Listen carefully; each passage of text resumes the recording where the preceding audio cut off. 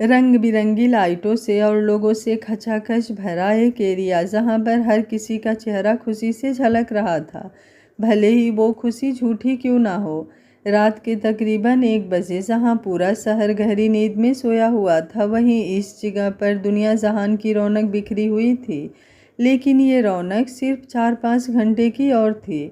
दिन निकलते ही यहाँ की सारी रौनक भी गायब हो जाने वाली थी। तब तो यहाँ पर किसी इंसान का आना बिन मौसम बरसात आने जैसा होगा।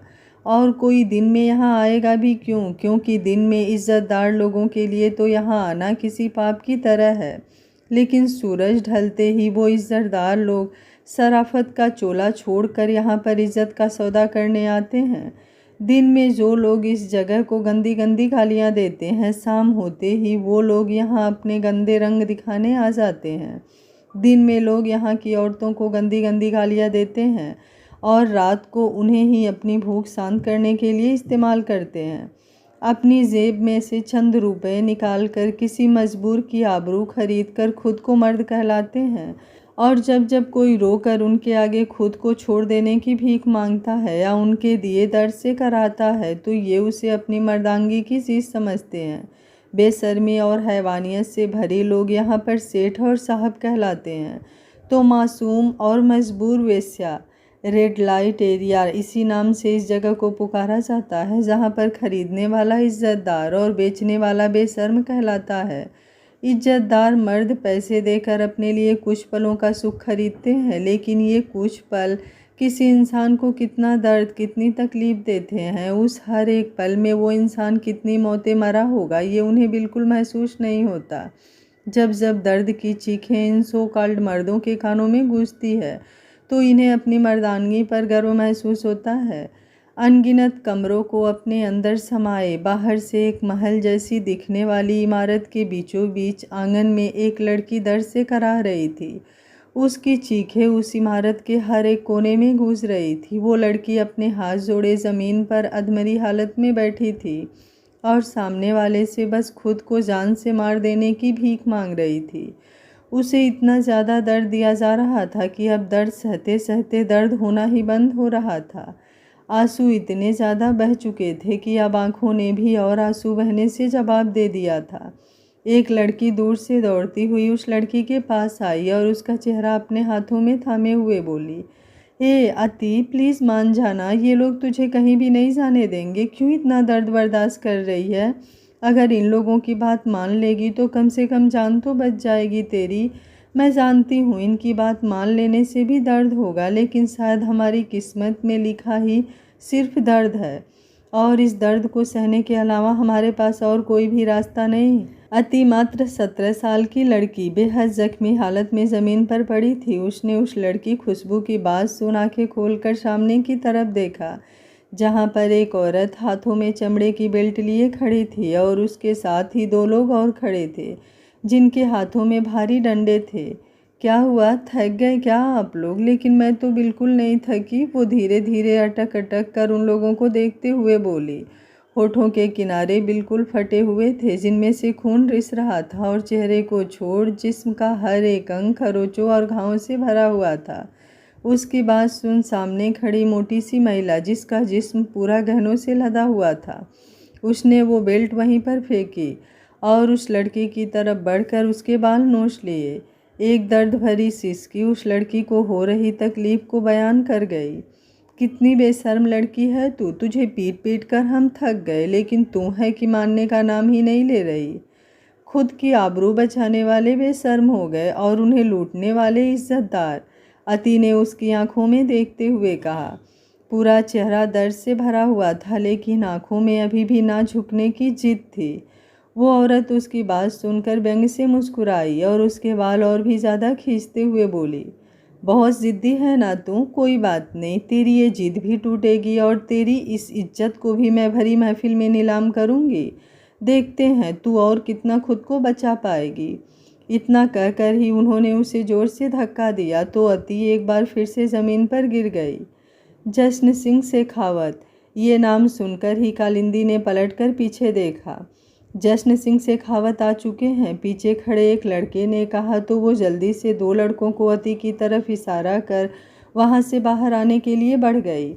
उसके जाने के बाद उन दो लड़कों मनोज और सुरेश ने अति को पैर से हिलाकर देखा। उसने कोई रिस्पॉन्स नहीं दिया तो उन्होंने उसके चेहरे पर आए बाल हटाकर देखा। एकदम चाँद सा चेहरा, लेकिन इस चाँद पर कोई भी दाग नहीं।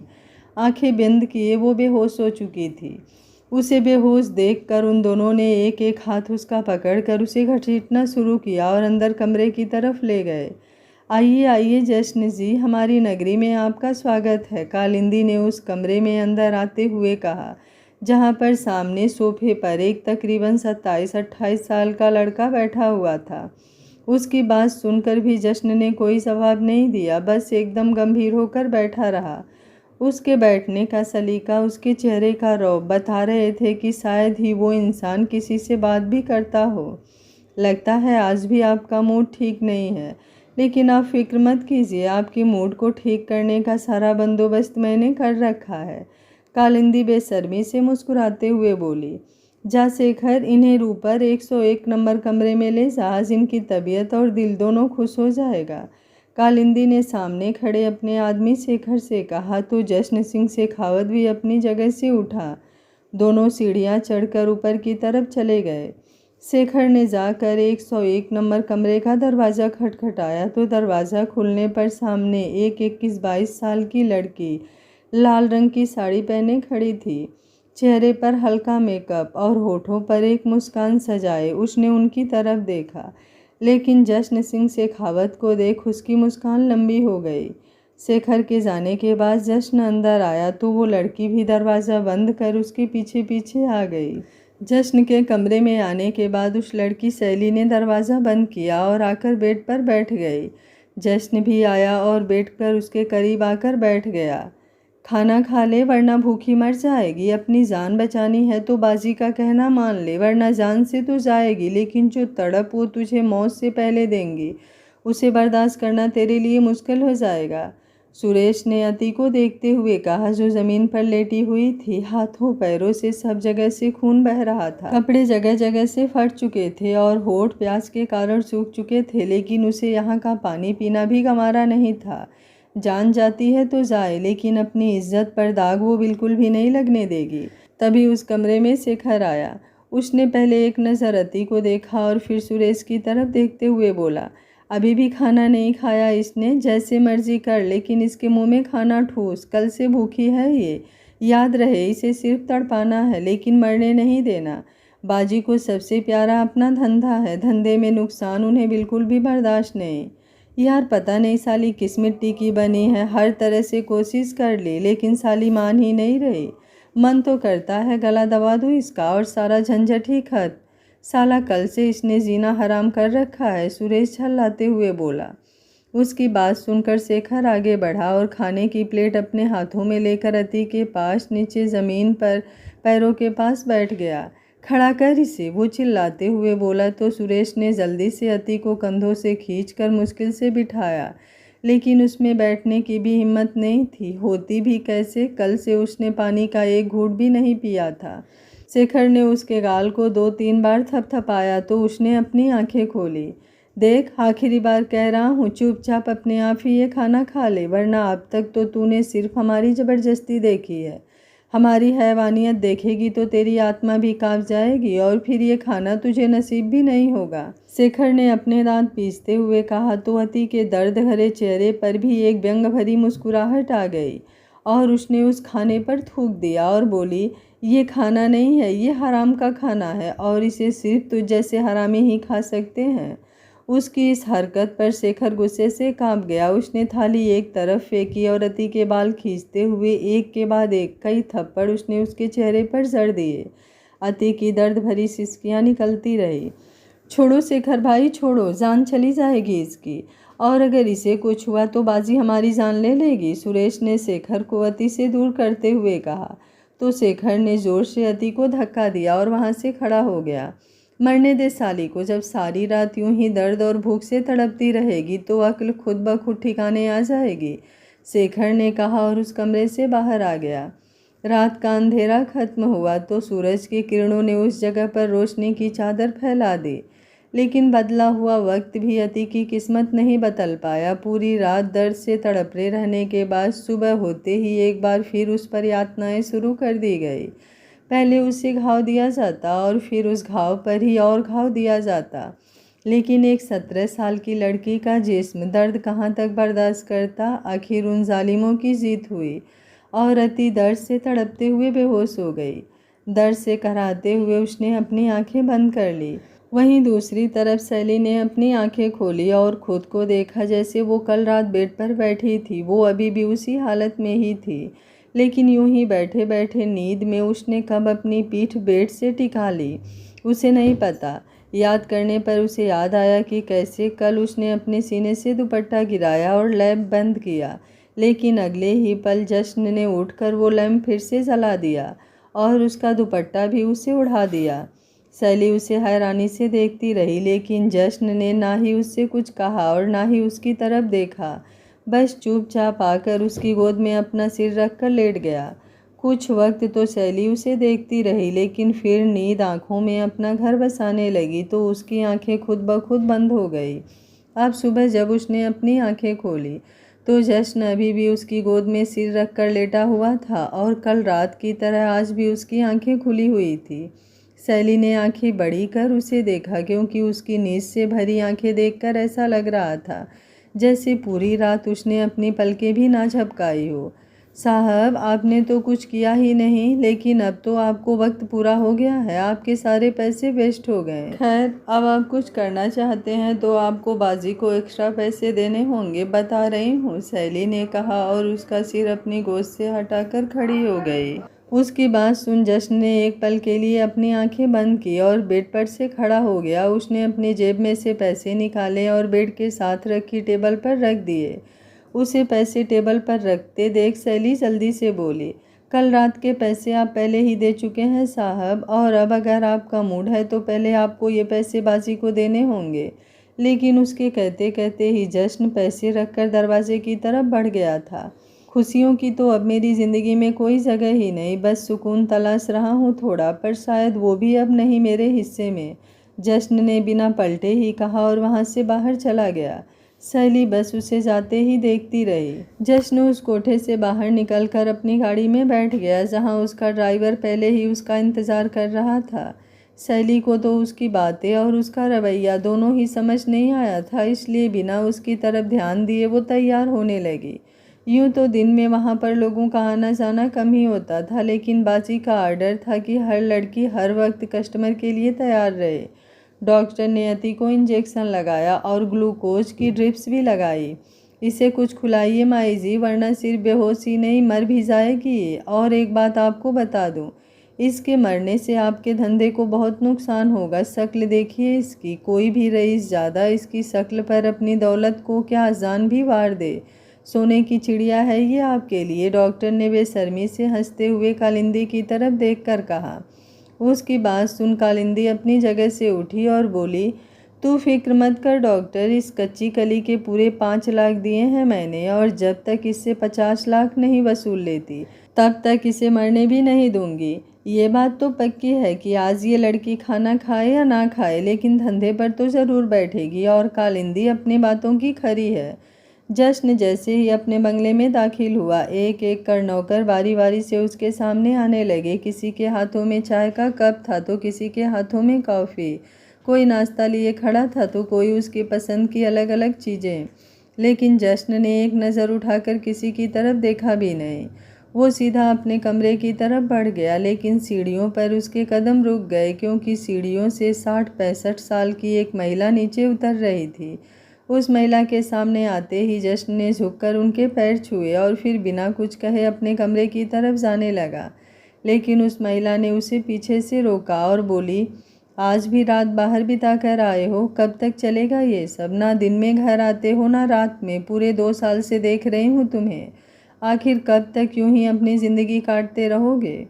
उनकी बात सुन जश्न फिर से उनकी तरफ पलटा और बोला, आपके सवाल में ही मेरा जवाब है माँ, मुझे सिर्फ ज़िंदगी काटनी है जो यूं ही कट जाएगी, पर हम तुम्हें जीते हुए देखना चाहते हैं कि जैसे सब लोग अपनी ज़िंदगी खुशियों से बिताते हैं, जैसे तुम भी खुश रहो। अपनी ज़िंदगी में आगे बढ़ो। कब तक एक इंसान के लिए खुशियों से मुंह मोड़े रखोगे? वो इंसान नहीं मेरी ज़िंदगी थी माँ, बस वो गई तो ज़िंदगी साथ ही चली गई। इस जिस्म में तो सिर्फ सांसें हैं जो चल रही हैं, ये भी जब पूरी हो जाएंगी तो सब खत्म हो जाएगा, जश्न ने कहा और फिर उनकी कोई बात सुने बिना ही जल्दी से ऊपर की तरफ बढ़ गया। रोहिणी जी उसे जाते देखती रह गई, उनकी आंखें हल्की नम थी। तुम्हारी इस बेरहम जिंदगी की जिम्मेदार हम ही हैं। कभी कभी तो सोचते हैं कि काश हम उस लड़की को तुम्हारी ज़िंदगी में लाए ही ना होते, उन्होंने मन ही मन कहा। जश्न अपने कमरे के बाहर आया तो उसने अपने फिंगरप्रिंट से दरवाज़ा खोला। उसके कमरे में किसी को भी आने की इजाज़त नहीं थी। अंदर आते ही एक पल के लिए उसकी नज़रें उस कमरे की दीवारों पर ठहर गई। सारी दीवारें एक ही लड़की की तस्वीरों से भरी हुई थी। हर एक तस्वीर खूबसूरती का आईना और खुशियों की मिसाल लगती थी।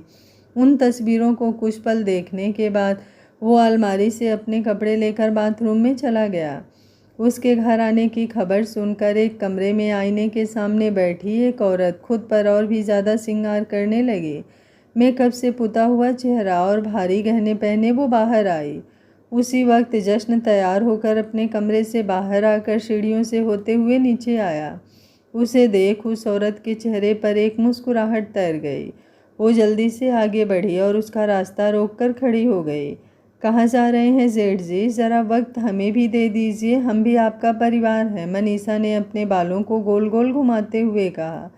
जश्न ने उसकी बात सुनी लेकिन कोई जवाब नहीं दिया और दूसरी तरफ से निकल कर वहाँ से जाने लगा।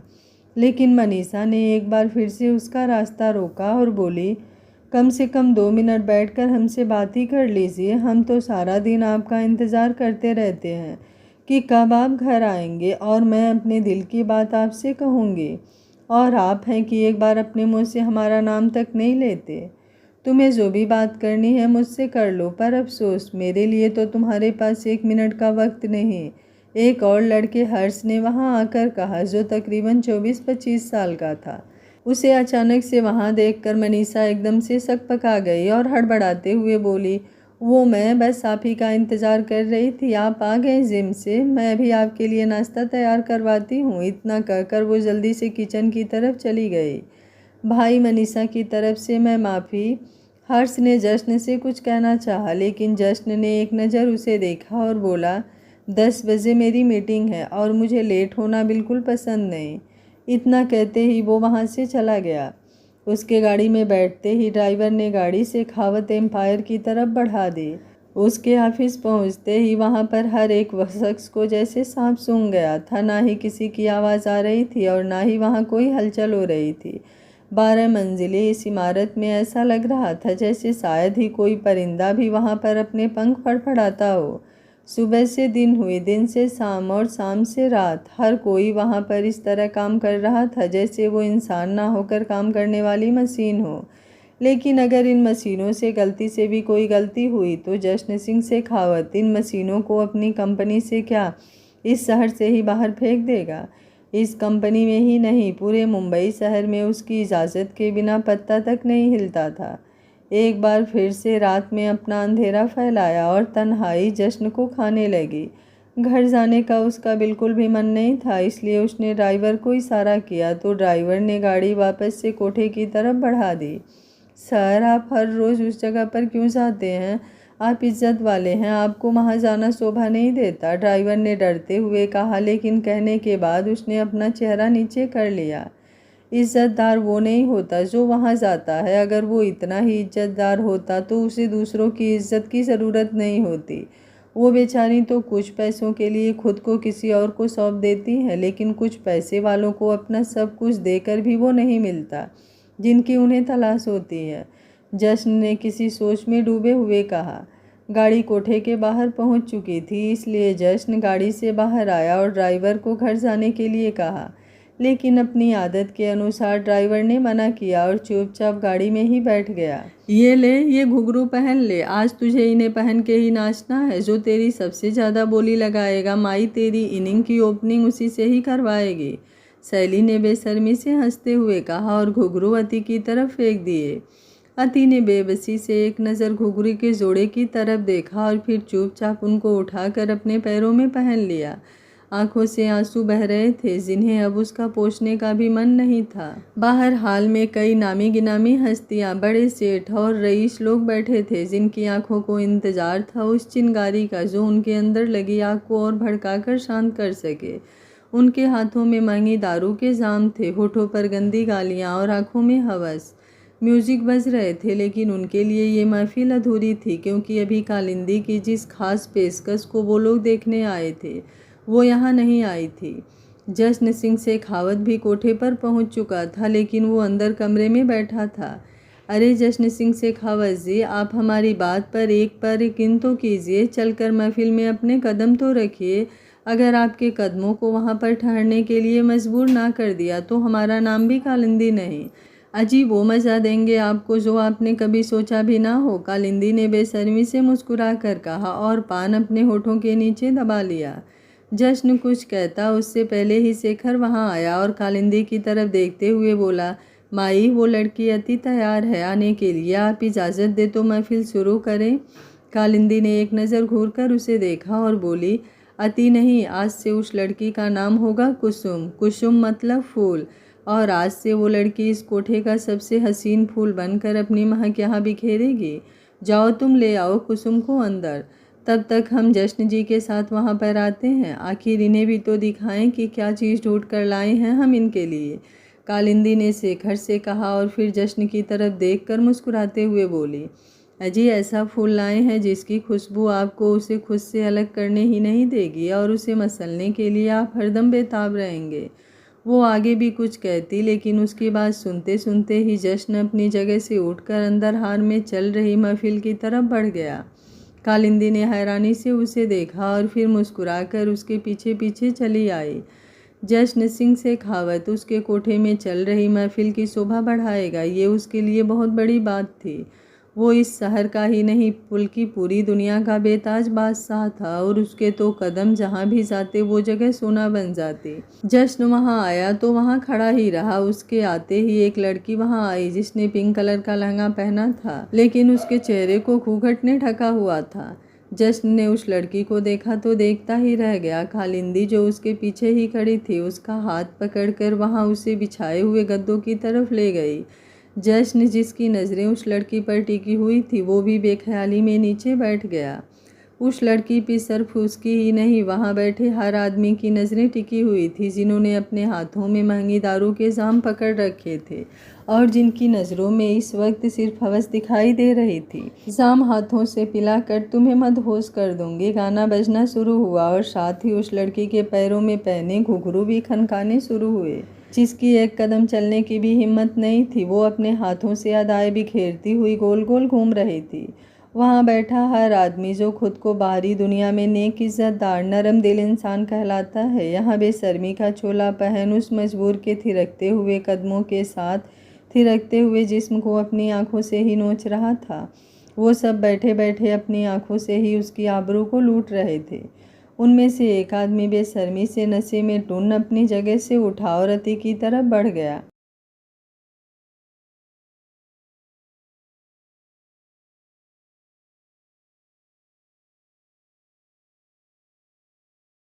अति अपनी आंखें बंद किए अपने दर्द को अपने होठों में जब्त किए नाच रही थी कि उस आदमी ने उसका हाथ पकड़ लिया। अति ने एक झटके से अपना हाथ छुड़ाया और फिर से नाचने लगी। उस आदमी ने उसे खुद से दूर जाते देख अपने जेब से पैसे निकाले और उस पर उछालने लगा। उसे देखते हुए एक आदमी और अपनी जगह से उठा और उन दोनों की तरफ बढ़ गया। वो भी अति के करीब हुआ और उसे छूने की कोशिश करने लगा लेकिन अति गोल गोल घूमते हुए उससे दूर हो गई। तो उस आदमी ने भी अपने जेबों से हरे हरे नोट निकाले और उसके ऊपर गिराने शुरू कर दिए।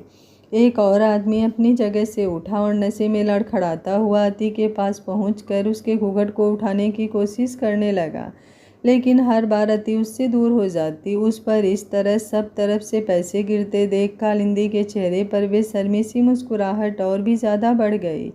लेकिन सब में जश्न का ध्यान सिर्फ उसके पैरों पर था जहाँ से शायद खून बह रहा था क्योंकि नीचे फर्श पर हल्के हल्के लाल धब्बे बन रहे थे। उन तीनों में से एक आदमी आया और कालिंदी की तरफ नोटों की गड्डियाँ फेर कर वापस अति के पास आया और उसका हाथ पकड़कर वहाँ से ले जाने लगा।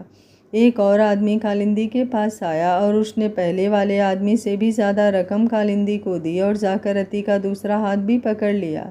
अति उन दोनों से ही अपने हाथ छुड़ाने की कोशिश कर रही थी। आखिर में एक आदमी ने 6 लाख रुपए दिए और अति का हाथ पकड़कर उसे अलग कमरे में ले गया। फिक्र मत कीजिए आप सब लोग, आप सब के लिए भी मैंने खास इंतज़ाम कर रखे हैं, कालिंदी ने कहा तो शेखर एक साथ कई लड़कियों के साथ वहाँ पर आया जो लाइन में खड़ी हो गई। उसी वक्त जश्न अपनी जगह से खड़ा हुआ और कालिंदी के सामने जाकर खड़ा हो गया। उसके हाथों में नोटों से भरा हुआ एक बैग था जो अभी अभी उसके एक आदमी ने लाकर उसे दिया था। उसने वो नोटों से भरा बैग कालिंदी के सामने खोला तो हैरानी और चमक से कालिंदी की आंखें बाहर आने को हो गईं। उस बैग में तकरीबन 50 लाख रुपए थे, लेकिन इनमें से कोई भी लड़की इतनी महंगी रकम की नहीं थी साहब, ये सब तो बस 20-30 हज़ार वाली हैं, कालिंदी ने हैरानी से कहा। जश्न हल्का सा व्यंग से मुस्कुराया और बोला, मुझे इनमें से कोई चाहिए भी नहीं, मुझे वो लड़की अति चाहिए।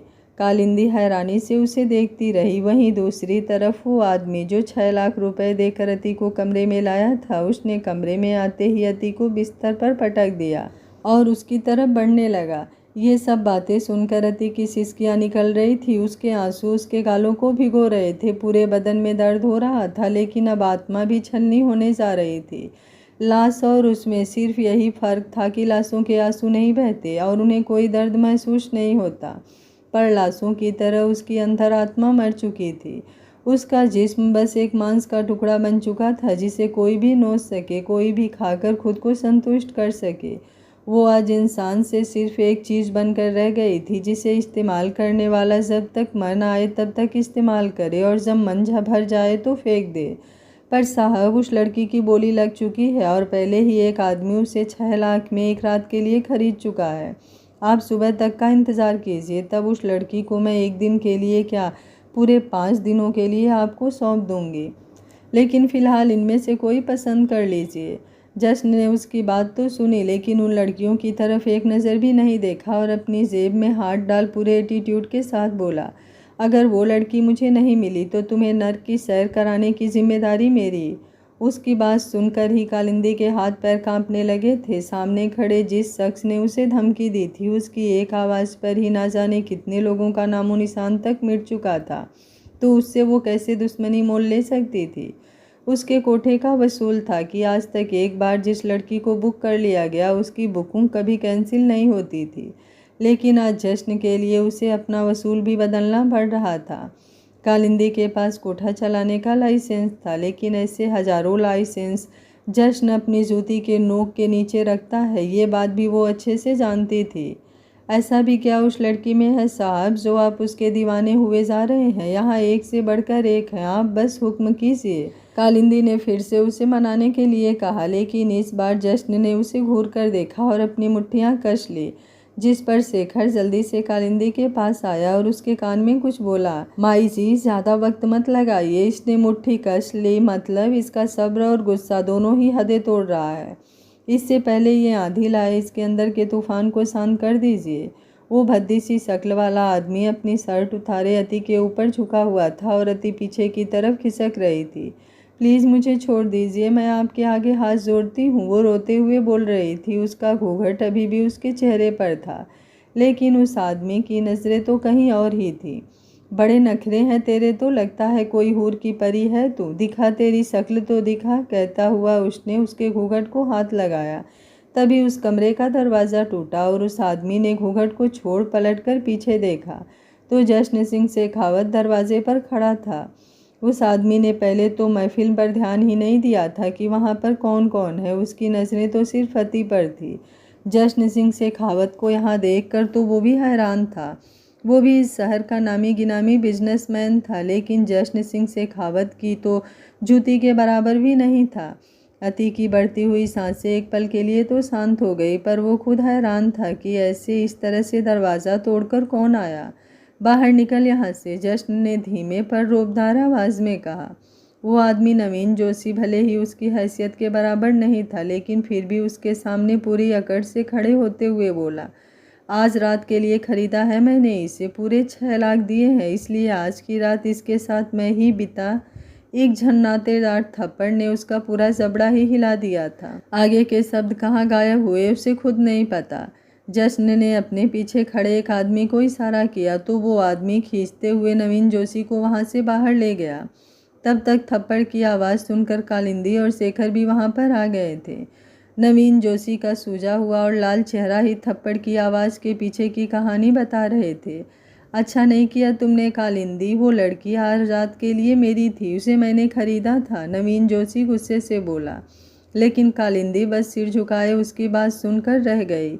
आज खुद वो झूठी पड़ गई थी। इस फटे हुए स्पीकर को यहाँ से बाहर फेंक दो और अब कोई भी आवाज़ मुझे डिस्टर्ब ना करे, जश्न ने गुस्से से दरवाजे पर खड़े होकर कहा और दरवाज़ा बंद कर दिया। अति घबराई हुई बेड पर दीवार से लगकर खड़ी हुई थी।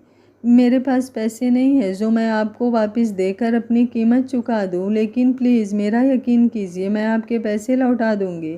प्लीज़ मुझे छोड़ दीजिए, मैं आपके आगे हाथ जोड़ती हूँ। कहते हुए उसने अपने घुटने भी पूरी तरह से मोड़ लिए।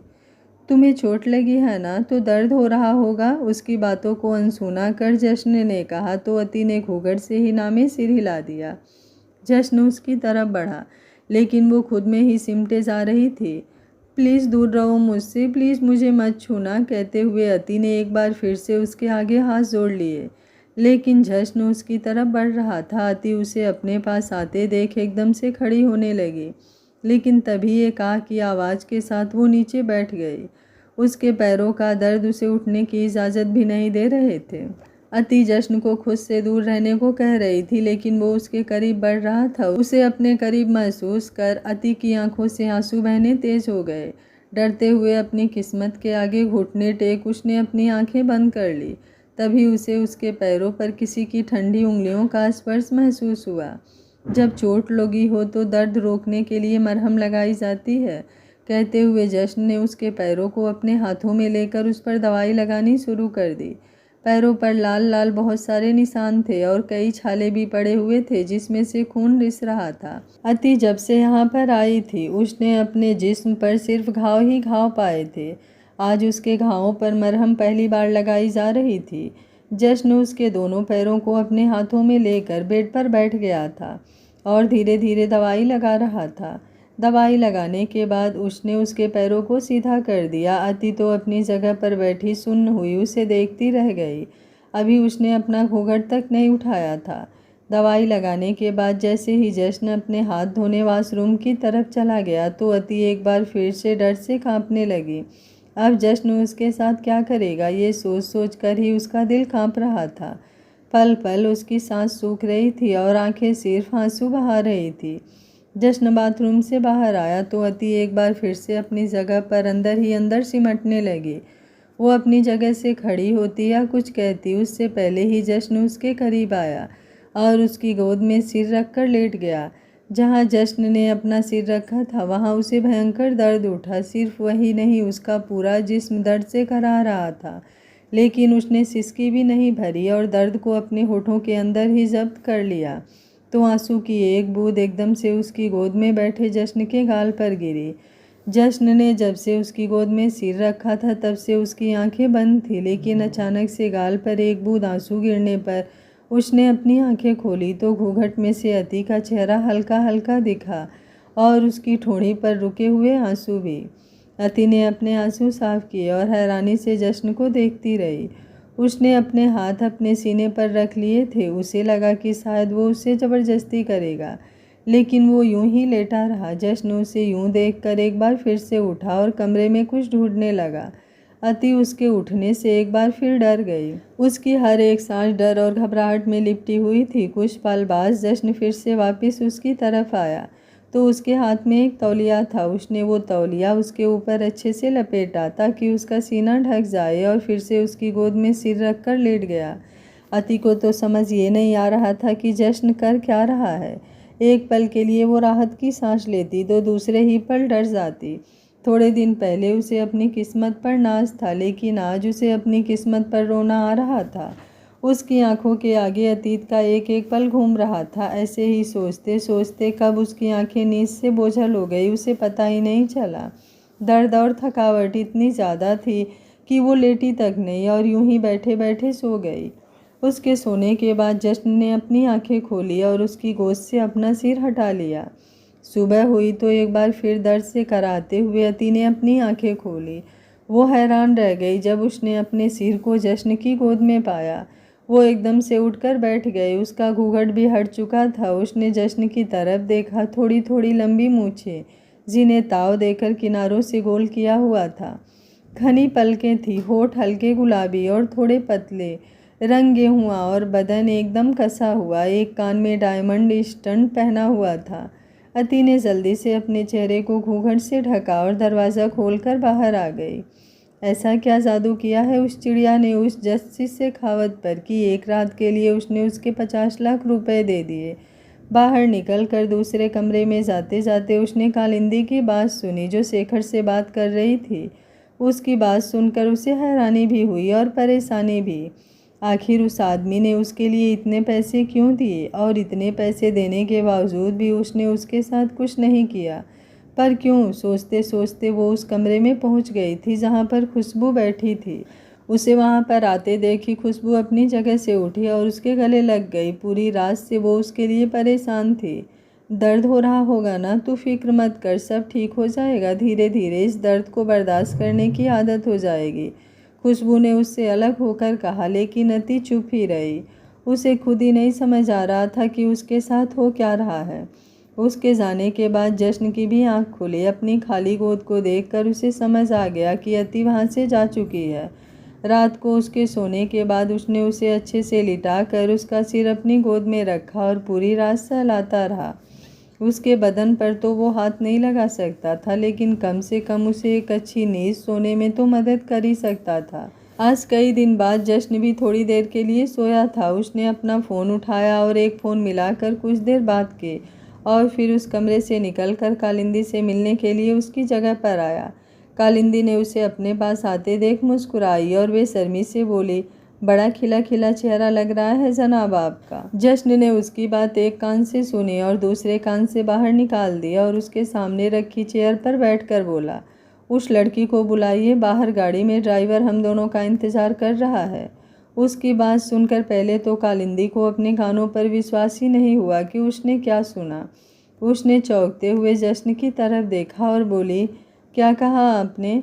बाहर मेरी गाड़ी में मेरा ड्राइवर मेरा और रति का इंतज़ार कर रहा है, आप उसे बुलाएंगी या मैं खुद ढूंढने जाऊं? जश्न ने इस बार ऊंची आवाज़ में रुक रुक कर कहा ताकि कालिंदी को एक एक शब्द अच्छी तरह से सुनाई दे।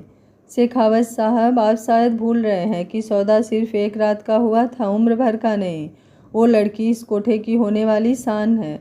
उसे इस कोठे में ही रहने दीजिए। जब आपका मन हो तब आइए, आपको उससे भी बढ़िया चीज़ दी जाएगी, लेकिन सिर्फ इस्तेमाल के लिए, यहाँ से ले जाने के लिए नहीं। वेश्या कोठों पर रहती हैं, लोगों के घरों में नहीं, और उनके साथ अंधेरे भरी रातें बिताई जाती है, उजाले वाले दिन नहीं। वेश्या, ये शब्द सुनकर ही जश्न की मुट्ठियां कस चुकी थी। उसने गुस्से से कालिंदी की तरफ देखा और बोला, मैं एक ही बात बार बार नहीं दोहराता, और अगर 2 बार दोहराने से भी किसी को मेरी बात समझ में ना आए तो मैं उस बात को और उस इंसान दोनों का वजूद खत्म कर देता हूँ। देखिए शेखावत साहब, आपका रुतबा मैं अच्छी तरह से जानती हूँ, लेकिन आप भी ये बात जान लीजिए कि कालिंदी का उसूल है, जो माल वो खरीदती है उसका बाजार भी उसके अड्डे पर होता है और उसकी बिक्री भी। आप हमारे रेगुलर कस्टमर हैं, इसलिए कल रात मैंने आपकी बात मान ली, वरना इस धंधे का वसूल है कि एक बार जिसकी बुकिंग हो गई ना ही वो कैंसिल होती है और ना ही उसे बदला जाता है। वो लड़की अब इस कोठे की शान है और वो यहाँ से कहीं नहीं जाएगी। 1 करोड़। अब जश्न सिंह शेखावत नहीं, उसके साथ खड़ा उसका आदमी बोला, जिसके हाथों में नोटों का बैग था। कालिंदी ने अपनी भौहें उचकाते हुए उसकी तरफ देखा। 2 करोड़, उसका आदमी आगे बोला। शैली, जो वहां छिपकर उनकी बातें सुन रही थी, 2 करोड़ सुनकर उसका मुंह खुला का खुला रह गया। वो जल्दी से अंदर अति के कमरे की तरफ भागी। अति नहाकर अभी बाथरूम में बाहर आई ही थी। कालिंदी का आर्डर था कि यहाँ की हर लड़की सुबह नहा धोकर सज धज कर तैयार रहे। खुशबू उसे आईने के सामने बिठाकर उसका मेकअप कर रही थी, लेकिन अति की आंखों में तो आंसू बह रहे थे जिन्हें पोंछने की हिम्मत खुशबू में भी नहीं थी। सैली गुस्से से भटकती हुई वहां पर आई और अति का हाथ पकड़ उसे खींचकर खड़ा करते हुए बोली, मुझे पहले ही पता था जितनी सती सावित्री तू देखती है उतनी है नहीं।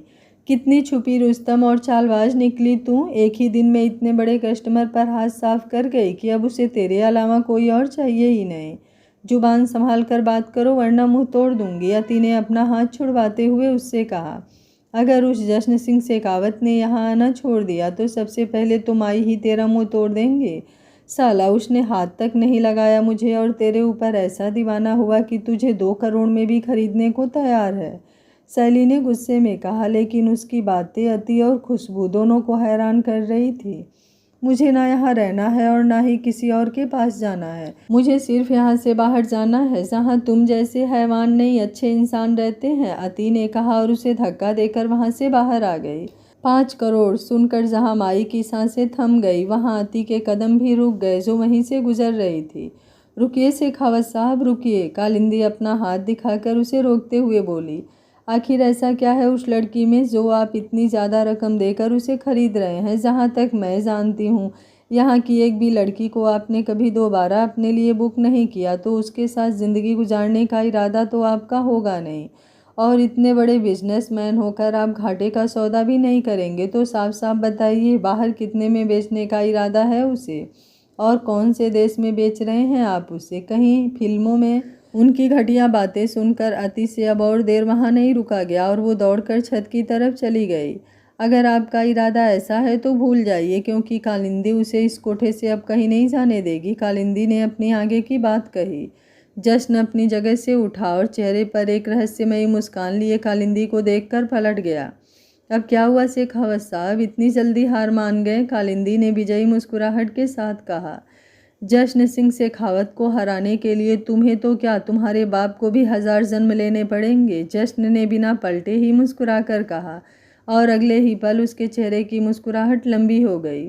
एक एक कर ना जाने कितने ही नकाबपोश लोग उस कोठे के अंदर एंटर हुए और अपनी अपनी पोजीशन लेकर खड़े हो गए। देखते ही देखते जश्न को छोड़कर वहाँ हाल में जितने भी लोग मौजूद थे उन सबको नकाबपोश आदमियों ने अपने घेरे में ले लिया था। कालिंदी ने जल्दी से बाहर खड़े अपने आदमियों को आवाज़ लगानी शुरू कर दी, लेकिन उसके किसी भी आदमी की वापसी आवाज़ तक उसे सुनाई नहीं दी। शेखर, मनोज, सुरेश और उसके बाकी सारे आदमी पुतलों की तरह बंधे हुए खड़े थे। जब तक तुम जैसे बेवकूफ़ लोग बहस कर रहे होते हो ना, तब तक तो जश्न अपनी चाल चल चुका होता है। तुम्हारे आदमी तो उसी वक्त खामोश कर दिए गए थे जब मैंने तुम्हारे सामने बैठकर बोलना शुरू किया था। पैसों का ऑफर तो सिर्फ तुम्हें खुश करने के लिए दिया गया था, अति को ले जाने के लिए नहीं। जश्न ने अब पलटकर उसकी तरफ देखकर कहा। तभी एक आदमी अति का हाथ पकड़कर उसके सामने लेकर आया। अति उससे अपना हाथ छुड़वाने की कोशिश कर रही थी, लेकिन उस आदमी ने उसका हाथ कसकर पकड़ा हुआ था। जश्न ने एक नज़र अति की तरफ देखा। सफ़ेद कलर का कमीज सूट पहने, कोई आसमान से उतरी हुई पैरी, चेहरा पर दूध सा निखार और तीखे नयन नक्श, नाक में पहनी हुई नोज रिंग जैसे दूध में आई हुई मलाई, पर आंखों में बेहिसाब आंसू। बॉस, मैं लिए आया उन्हें, उस आदमी ने कहा जिसने अति का हाथ पकड़ा हुआ था। तभी जश्न ने एक खींचकर थप्पड़ उसके गाल पर दिया और बोला, आराम से लाने को कहा था, जबरदस्ती नहीं। उस आदमी ने अति का हाथ छोड़ अपने गाल पर हाथ रख लिया और नजरें झुका ली। अजय, उसने चीखते हुए किसी को पुकारा तो वो आदमी जिसके हाथों में नोटों का बैग था वो भागकर उसके पास आया। इन्हें लेकर जाओ और बाहर गाड़ी में बिठा दो, पर आराम से, जश्न ने आदेशात्मक लहजे में कहा। उसकी बात सुनकर अति के आंसू और भी ज़्यादा तेज हो गए, लेकिन दर्द के साथ साथ चेहरे पर गुस्सा भी उतर आया। मैं तुम्हारे साथ कहीं नहीं जाऊंगी, मुझे ना ही यहाँ पर रहना है और ना ही तुम्हारे साथ जाना है, मुझे बस तुम लोगों से दूर जाना है, वो चीखते हुए बोली। बहुत गलत कर रहा है तू जश्न सिंह शेखावत, याद रख कालिंदी से पंगा लेकर तूने ठीक नहीं किया, माई गुस्से से गरजते हुए बोली। जब कुत्ता भौंके तो उसके साथ भौंका नहीं जाता, हड्डी उसकी तरफ फेंक कर उसे चुप करवा दिया जाता है, जश्न ने कहा और आगे बढ़कर वो नोटों का बैग बंद कर उसके आगे फेंक दिया। अजय अति को अपने साथ चलने की रिक्वेस्ट कर रहा था, लेकिन अति बस गुस्से से जश्न को घूरे जा रही थी। उसके कानों में कालिंदी की बातें गूंज रही थी। इतने बड़े बिजनेसमैन होकर आप घाटे का सौदा भी नहीं करेंगे तो साफ साफ बताइए, बाहर कितने में बेचने का इरादा है उसे, और कौन से देश में बेच रहे हैं आप उसे? कहीं फिल्मों में तो? मैं कहीं नहीं जाऊंगी, मुझे यहाँ से बाहर जाना है और बाहर जाते ही मैं पुलिस को तुम सब लोगों की शिकायत करूँगी, उसने मासूमियत से कहा। लेकिन उसे क्या पता था कि जहाँ वो फंसी है वहाँ पुलिस तो क्या, किसी जज का भी कोई फैसला नहीं सुना जाता। जश्न उसकी बात सुनकर गुस्सा नहीं हुआ, बल्कि मुस्कुराते हुए उसकी तरफ बढ़ा और उसका हाथ पकड़कर बाहर की तरफ बढ़ गया। अति ने उससे अपना हाथ छुड़वाने की बहुत कोशिश की, लेकिन सब व्यर्थ। कालिंदी ने उन दोनों को जाते हुए देखा तो गुस्से में चीखती हुई बोली, याद रख जश्न सिंह शेखावत, ये लड़की एक दिन वापस इसी कोठे में आएगी और जब तक मैं इसे घसीटते हुए यहाँ नहीं ले आती तब तक मैं चैन से नहीं बैठूंगी। जश्न ने उसकी बात सुन बिना पलटे ही अपना दूसरा हाथ ऊपर किया और अंगूठे से बाकी उंगलियां बार बार जोड़ और अलग कर भौंकते रहने का इशारा किया और मुस्कुराता हुआ अति के साथ बाहर आ गया। अति जश्न की गाड़ी में बिल्कुल भी बैठना नहीं चाहती थी, लेकिन जश्न ने खुद उसका हाथ पकड़कर जबरदस्ती उसे गाड़ी में बिठाया और खुद भी उसके साथ बैठ गया तो ड्राइवर ने भी गाड़ी आगे बढ़ा दी। मैं तुम लोगों के साथ कहीं भी नहीं जाऊंगी, तुम सब बहुत गंदे हो, मैं तुम सब लोगों को नहीं छोड़ूंगी। शर्म नहीं आती तुम लोगों को इतना घटिया काम करते हुए? मैं तुम सब लोगों की शिकायत पुलिस में करूंगी। अति जश्न को देखते हुए गुस्से में कह रही थी और साथ ही रो भी रही थी। तभी उसका ध्यान खिड़की में से सामने खड़ी पुलिस पर गया, जो रास्ते में नाकाबंदी करके खड़ी थी, लेकिन उनकी गाड़ी बिना रुके ही आगे बढ़ गई। जश्न उसकी बात सुन रहा था, लेकिन उसे कोई जवाब नहीं दे रहा था। उसका सारा ध्यान अपने लैपटॉप पर था। पुलिस वाले को देखते ही अति ने जल्दी से उल्टी आने जैसा मुंह बनाया और ड्राइवर को गाड़ी रुकने का इशारा किया। जश्न ने जल्दी से उसके हाथ को पकड़ा और उसकी पीठ सहलाने लगा, लेकिन अति ने उसे धक्का दे दिया। उस धक्के से जश्न को तो कोई फर्क नहीं पड़ा, लेकिन अति खुद ही थोड़ा पीछे हो गई। इतने में गाड़ी भी रुकी और अति दरवाज़ा खोलने की कोशिश करने लगी, लेकिन उसने वो दरवाज़ा नहीं खोला। तभी ड्राइवर बाहर निकला और उसने दरवाज़ा खोला। जैसे ही वो बाहर निकली तुरंत पीछे की तरफ भागी, जहाँ पर पुलिस वाले खड़े थे। उसे भागते देख जश्न की आंखें बड़ी हो गई। वो भी अपनी गाड़ी से बाहर निकला और धीमे धीमे कदमों से उसके पीछे पीछे जाने लगा। तब तक उस सड़क पर 6-7 गाड़ियां रुक चुकी थी और उन गाड़ियों में से ब्लैक कलर की यूनिफॉर्म पहने हट्टे कट्टे आदमी बाहर निकलकर पूरी सड़क पर फैल गए थे। अति हाफते हुए उन पुलिस वालों तक पहुंची। क्या हुआ बेटा, तुम इतनी परेशान क्यों हो? पुलिस वालों में से एक उम्रदराज इंस्पेक्टर ने अति को उस हालत में देखा तो पूछा, क्या कोई तुम्हारे पीछे लगा हुआ है? उन्होंने दोबारा पूछा तो अति ने हाफते हुए ही पीछे उंगली कर इशारा कर दिया। इंस्पेक्टर के साथ साथ बाकी सब पुलिसकर्मियों ने भी पीछे की तरफ देखा तो वहां पर खड़े शख्स को देखकर उनकी आंखें फैल गई और हाथ पैर ढीले हो गए। वो लोग मुझे खरीद कर लेकर आए हैं और कहीं बेचने जा रहे हैं। ये लोग बहुत बुरे लोग हैं, प्लीज़ मुझे बचा लीजिए, अति ने रोते हुए कहा। अपनी बात कहते कहते ही अति जश्न की तरफ पलटी और उसे देखते हुए बोली, आप इन्हें अभी अरेस्ट कीजिए और लॉकअप में बंद कर दीजिए। ये इंसान नहीं हैवान है। इनके साथ एक और औरत भी है जो इनसे भी बुरी है। उन्होंने मुझे बहुत मारा, आप भी इन्हें वैसे ही मारिएगा। उसके गुस्से और रोने से हुई नाक लाल को देखकर जश्न के चेहरे पर हल्की सी मुस्कान आ गई, जिसे देख वहां खड़े सब लोग हैरान हो गए। देखिए अभी भी कितनी बेशर्मी से हंस रहा है ये इंसान, इसकी तो कूट कूट कर आप चटनी बना दीजिएगा, अति ने मासूमियत से कहा। उसे देखते हुए जश्न उसके करीब बढ़ा और बिल्कुल उसके पास आकर खड़ा हो गया। अभी और उल्टी करनी है या सब कुछ बाहर निकल गया? जश्न ने उसकी आंखों में देखते हुए पूछा तो अति सहमते हुए पीछे हो गई। उसने इंस्पेक्टर की तरफ देखा और बोली, देखिए आपके सामने कैसे ये इंसान। लेकिन उसके आगे के शब्द उसके मुंह में ही रह गए जब जश्न ने एक झटके से उसे अपनी गोद में उठा लिया और गाड़ी की तरफ लेकर बढ़ गया। अति उसे खुद को छुड़वाने की कोशिश करती रही, उसके सीने पर मुक्की मारती रही, लेकिन जश्न पर इन सब का कुछ फर्क नहीं हुआ। कितने बेशर्म और निहायती घटिया इंसान हो तुमने पुलिस वालों को भी पैसों से खरीद रखा है। तुम जैसे लोगों को तो नरक में भी जगह नहीं मिलेगी। छोड़ो मुझे, वरना मैं तुम्हारा मुंह नोच लूँगी। अति ने उसके मुंह पर हाथ लगाते हुए कहा। लेकिन जश्न किसी तरह उसे गाड़ी तक लेकर पहुंचा तो ड्राइवर ने भी जल्दी से दरवाज़ा खोला और उसे गोद में लिए ही जश्न अंदर बैठ गया। इस बार जश्न ने उसके मुंह पर अपना हाथ रखा और उसके दोनों हाथों को एक हाथ में पकड़ लिया और पूरी तरह उस पर हावी हो गया, जिससे अति अपनी जगह से हिल भी नहीं पाई। थोड़ी देर में दोनों शेखावत विला पहुंचे। महल से भी सुंदर घर, जहाँ की हर चीज़ बेशकीमती और खूबसूरती की मिसाल थी। अब तक तो मैंने तुम्हारे साथ कुछ भी बुरा नहीं किया, लेकिन अब अगर तुमने ज़रा सी भी गड़बड़ की या किसी के सामने अपना मुंह खोला तो तुम्हारे साथ जो होगा वो तुमने कभी सपने में भी नहीं सोचा होगा। जश्न ने गाड़ी में से उतरने से पहले अति को धमकी दी। उसकी लाल आंखें देखकर अति बुरी तरह से सहम गई। जिस तरह से अब जश्न ने उसे गाड़ी में पकड़ रखा था, उसे समझ आ गया था ऐसे तो वो उससे बिल्कुल नहीं छूट सकती। अब उसे अपने जोर का नहीं, दिमाग का ही इस्तेमाल करना होगा। जश्न ने जिस तरह से उसे गाड़ी में पकड़ रखा था, एक बार फिर से अति का पूरा बदन दर्द होने लगा था। गाड़ी में उतरते ही उसके मुंह से हल्की सी आह निकली तो जश्न ने एक बार फिर से उसे अपनी गोद में उठा लिया। नीचे उतारो मुझे, अति चीखते हुए बोली। अगर एक लफ्ज़ भी और अपने मुंह से निकाला तो बहुत अफसोस होगा तुम्हें, जश्न ने गुस्से से कहा तो अति चुपचाप उसकी गोद में दुबक गई।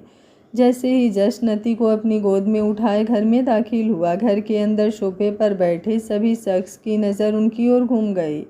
रोहिणी जी और हर्ष दोनों सोफे पर बैठे काम के सिलसिले में बात कर रहे थे, जबकि मनीषा अभी सीढ़ियों से उतरकर नीचे आ रही थी। जश्न की गोद में किसी लड़की को देखकर उसकी भौहें तन गई।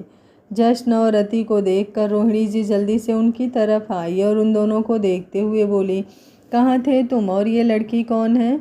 सुंदर काका, रमा आंटी, जो शख्स नौकरों को एक नज़र देखता भी नहीं था, आज खुद उनको आवाज़ लगा रहा था। वहाँ पर सब नौकर लाइन में खड़े थे, लेकिन जश्न सुंदर काका और रमा आंटी का इंतज़ार कर रहा था। जैसे ही वो दोनों आए, जश्न उनकी तरफ देखते हुए बोला, मेरे बगल वाला कमरा तैयार कर दीजिए। वो दोनों भी अति को जश्न की गोद में देखकर हैरान थे, लेकिन उनकी कुछ कहने की हैसियत नहीं थी। पर ये लड़की है कौन? रोहिणी जी ने एक बार फिर से सवाल किया, जिस पर जश्न ने कोई जवाब नहीं दिया। ठीक है, मत बताओ, लेकिन जब तक कमरा तैयार होता है तब तक इसे यहाँ सोफे पर तो बिठा दो। अरे ऐसे कैसे? आखिर पहले पता तो चले कि ये लड़की है कौन। मनीषा वहाँ आकर बोली। अति को जश्न की गोद में देखकर उसका तन मन जल रहा था, लेकिन सबको नज़रअंदाज कर जश्न अति को यूं ही गोद में लिए अपने कमरे की तरफ बढ़ गया। उसे अति को अपने कमरे में ले जाते देखा तो सबकी आंखें बुरी तरह से फट गई। जहां जश्न हवा को भी नहीं जाने देता था, वहां वो खुद किसी इंसान को लिए जा रहा था, और वो भी अपनी गोद में उठाकर। ये उनके लिए किसी सदमे की तरह था। खुद को कमरे में जाते देख अति आंसू बहाने लगी। अब उसके साथ क्या होगा, ये सोच सोच कर ही उसकी जान निकलने लगी। कैसी किस्मत हो गई थी उसकी। एक जगह से निकलकर दूसरी जगह पर फंस रही थी, इंसान ना होकर किसी चीज़ की तरह खरीदी और बेची जा रही थी। जश्न ने उसे अपने बेड पर बिठाया तो अति ने नज़रें घुमाकर कमरे की तरफ देखा तो लगा जैसे स्वर्ग का कोई कमरा हो, लेकिन दीवार पर लगी तस्वीरों को देखकर उसका सिर घूम गया। जश्न ने तब तक दरवाज़ा बंद किया और अति के पास आकर बोला, अपने कपड़े उतारो। अति हैरानी से बस उसे देखती रही। उसके आंसू तेज हो गए थे और नज़रों में सिर्फ बेबसी और लाचारी थी। सुना नहीं तुमने? मैंने कहा अपने कपड़े उतारो, जश्न ने एक बार फिर से रौबदार आवाज़ में कहा तो अति अपनी जगह पर बैठी बैठी कांप गई। प्लीज़ मेरे साथ ऐसा मत कीजिए, मैं आपके आगे हाथ जोड़ती हूँ, प्लीज़ मुझे छोड़ दीजिए। मैं उस जगह पर ज़बरदस्ती लाई गई थी। मैं ऐसी लड़की नहीं हूँ। मुझे मेरे ही भाई ने उन लोगों को भेज दिया था। मुझे आपसे बहुत डर लग रहा है, प्लीज़ मुझे यहाँ से जाने दीजिए। मेरे पास अभी कुछ भी नहीं है, इसलिए आपको आपके पैसे नहीं दे सकती, लेकिन जब मैं कमाना शुरू करूँगी ना तो आपके सारे पैसे वापस दे दूँगी। किस चीज़ के पैसे? जश्न ने उसे टोकते हुए पूछा। उसका सवाल सुनकर अति ने अपने आंसू पोंछते हुए अपना चेहरा नीचे किया और एक एक शब्द रोते रोते अटक अटक कर बोला, जिन पैसों से आपने मुझे खरीदा है। वो अभी सहमी हुई नीचे मुंह किए रो रही थी कि जश्न ने एक झटके से उसे खींचकर खड़ा कर दिया और थोड़ा उसके ऊपर झुककर एकदम सख्त आवाज़ में बोला, ना ही तुम कोई चीज़ हो जिसे खरीदा या बेचा जाए और ना ही तुम्हें मुझे कुछ भी देने की ज़रूरत है। मैं तुमसे जितना कह रहा हूँ तुम बस उतना करो, अपने कपड़े उतारो। उसकी बात सुनकर अति ने रोते हुए अपनी आंखें बंद की और अपने कपड़े उतारने लगी, लेकिन तभी गुस्से से उसने अपनी आंखें खोली और जश्न को एक धक्का देकर दूसरी तरफ भागते हुए बोली, आप चाहे जितनी मर्जी बातें बना लें, लेकिन मैं जानती हूँ आपके इरादे क्या हैं। आप ज़्यादा पैसों के लिए मुझे दूसरे देश में बेचना चाहते हो और मुझसे गलत काम करवाना चाहते हो, लेकिन मैं ऐसा कभी नहीं होने दूंगी। भले ही यहाँ की पुलिस आपकी जेब में हो, लेकिन आप मुझे नहीं खरीद सकते। मैं आपकी कोई बात नहीं मानूंगी। उसकी इस हरकत पर जश्न को बहुत ज़्यादा गुस्सा आया और सबसे ज़्यादा गुस्सा उसकी बातें सुनकर आया। वो गुस्से में ही उसकी तरफ बढ़ा। कमरा बेशक से बहुत बड़ा था, लेकिन भागने के लिए तो हर जगह छोटी रह जाती है, और अति ज़्यादा देर भाग भी नहीं पाई। उसके पूरे बदन में दर्द हो रहा था, इसलिए थक हार कर एक जगह पर बैठकर रोने लगी। अचानक से उसे महसूस हुआ कि किसी ने उसके पैरों पर कुछ डाला है, तो उसने देखा जश्न ने उसके पैरों पर रस्सी डालकर उन्हें बांध दिया था और अब उसके हाथ भी अपने हाथों में पकड़ लिए थे। अति ने बहुत कोशिश की अपने हाथ छुड़वाने की, लेकिन कहाँ वो 16-17 साल की और कहाँ जश्न 27-28 साल का, ऊपर से इतना हट्ठा कट्ठा जिस पर पत्थर भी मारे तो पत्थर टूट जाए, लेकिन उसका कुछ भी ना बिगड़ पाए। जिम और कसरत से बनी हुई बॉडी जिस पर उसके मुलायम से हाथ मलाई के तरफ फिसल आए।